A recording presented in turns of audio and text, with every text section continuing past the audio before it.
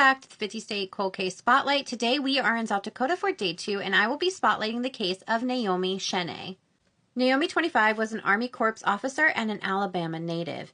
And on October 5, 1943, Naomi's remains were found beneath a bridge on 12th Street and Grange Avenue in Sioux Falls. An autopsy revealed that she had died due to a blow to the head of a blunt force object as she walked from the Army Air Force Base to her home. She was less than 3 blocks from her home when her remains were found by a 10-year-old girl who was playing near the railroad tracks.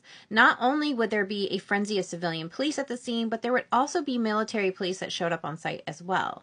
It was reported by a local newspaper in 1945 that all the officers, quote, trampled through the surrounding area, ruining, scattering, and eliminating what bits of evidence might have been left among the grass and the twigs, unquote.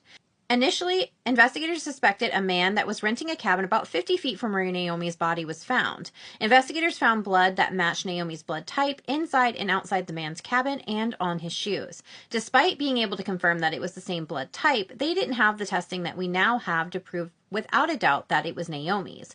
After investigators questioned this man, they did release him.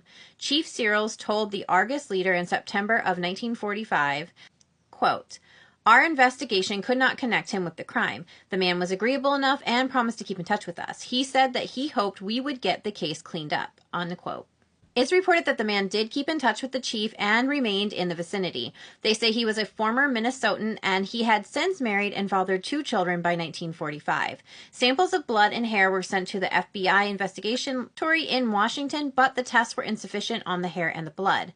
One thing that the pathologist who performed the autopsy found interesting was that somewhere between leaving the airfield to when she was found, Naomi had eaten peas. Naomi had had lunch at 6 p.m. at the Officers Club that night she was murdered, but there was no peas on the menu. That led investigators and pathologists to question, where did she get the peas from? The pathologist was able to rule out sexual assault, and investigators were able to rule out robbery due to the fact that Naomi's purse was close to her body, leaning against a boulder as if it had been sat unopened and unrifled through.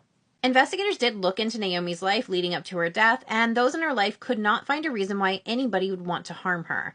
The suspect from the cabin did later join World War II and was killed during the war. The investigators who initially interviewed him did not make record of his name in the files, and they have since passed away, so nobody knows who the original suspect was.